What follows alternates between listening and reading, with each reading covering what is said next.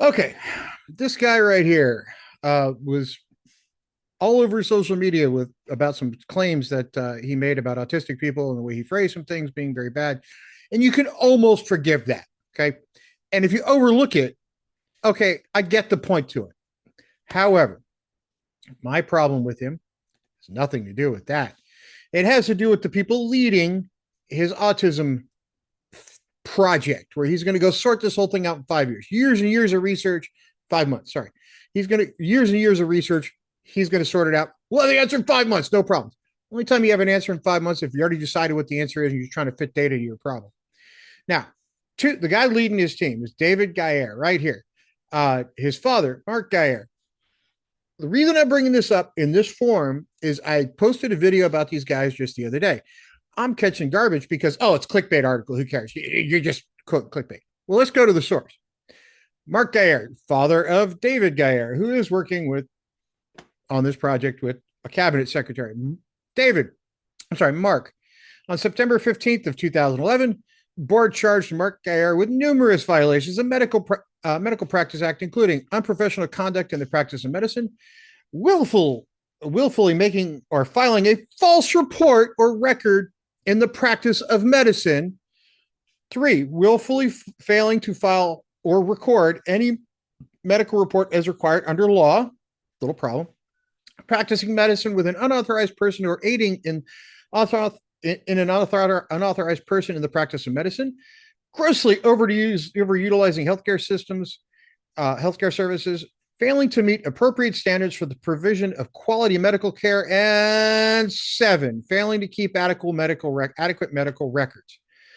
Now, let's go find findings of fact. Number 1, David did fail to meet the basic medical standards. Okay, that's 1. Dr. Gayer treated patients with Lupron, a medicine that is not approved by the FDA in the absence of puberty. So it's puberty blockers. Number 3, based on his theory that Lupron therapy is appropriate in certain situations in which this administration is not approved by the FDA or the American Academy of Pediatrics, Dr. Gayer purported to treat patients who met his profile with Lupron, with the exception of patient E. However, none of these patients met even Dr. Gayer's profile for Lupron therapy. So he's giving people medications just for the sake of giving it to them, apparently. Dr. Gayer prescribed chelation therapy, I don't know how to pronounce that, to patients who failed to display the need for that. He began his therapy without documenting a reason for treatment and without adequate documentation or documented informed consent. Kind of important for somebody in medicine. He violated the standard of quality care in doing so.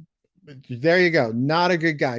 Number 5, Dr. Gayer provided a consent form to the parent of patient I that named an FDA-approved drug, which falsely stated that it had to be used in the treatment when another drug, for which was not FDA approved, was to be used, and in fact was used. Okay, so he's failed to explain to parents that the drug he was asking them to insert in their children's rectums was not approved by the United for use in the United States. Right there, look, right there. Dr. Gayer, quote, failed to explain to parents that the drug he was asking them to insert in their children's rectum was not approved for use in the United States. Number 6, after prescribing these treatments without an adequate previous medical examination and without adequate informed consent, he then failed to adequately monitor whether these treatments were working. Sound like this is a guy you want to have around? He's not. We'll get to the guy that is in a second. Dr. Gayer provided drug therapy to patient I according to protocol not approved by the FDA. Oops. Dr. Gayer also supplied informed consent documents to patient I's parents that told a falsehood about the drug that was going to be used. The actual drug was not approved for the use in the United States. Oops. Dr. Gayer willfully falsified his credentials when renewing his medical license with the board. Number 10, the information gathered by his treatment of these patients is not sufficient to gauge whether this treatment was effective. I mean, come on. This is the parent, this is the father of the guy that's working with him. All right, now, well, let's not hold the sins of the father against the guy who's actually on the team, right? So, same date, right? May 16th. These guys were in this September 15th, 2011. May 16th, 2011. Yeah, same whole same incidents, right? So it's 2000, the case number 2007, 2008. So the case numbers are, these things are related. Come on. On May 16th, 2011, the Maryland State Board of Physicians, the board, charged David Geyer with practicing medicine without a license. Uh-oh. At Geyer's hearing, Linda Grossman, MD, an expert witness for the state, testified. David Greer, on his own behalf, also testifying at the hearing. Additional transcripts of the testimonies are out there. Findings of fact. The following findings of fact were provided by a preponderance of the evidence. David has never obtained a license to practice medicine, nor has he held a license to practice any health occupation. In 2002, he obtained a Bachelor of Arts degree. Good for you! From the University of Maryland, Baltimore County. He's not attended a medical school.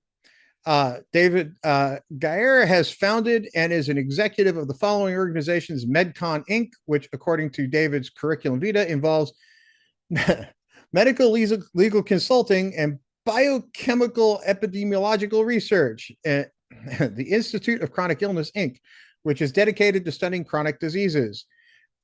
Now, years ago, I worked on a project that involved traumatic brain injury and how to prevent it. I worked with medical professionals and people who were actual brain surgeons on that project.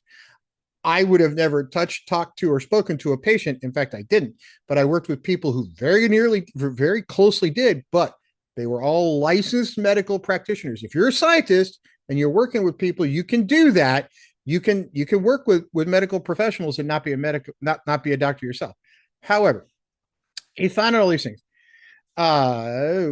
His company advocates for those adversely impacted by environmental and medical toxins, and ASD centers, autism spectrum disorder centers, which is involved in the evaluation and treatment of more than 600 patients diagnosed with autism spectrum and other neurodevelopmental disorders.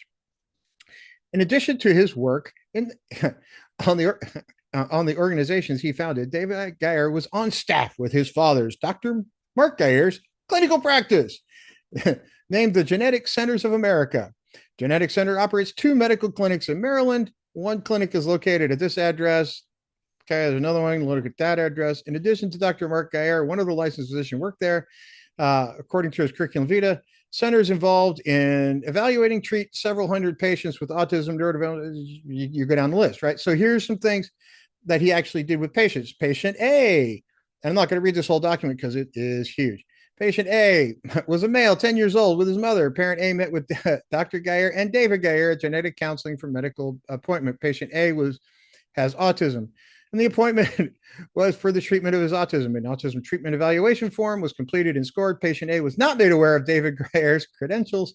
Dr. Mike Geyer and David Geyer took extensive notes of the interview with parent A and patient A.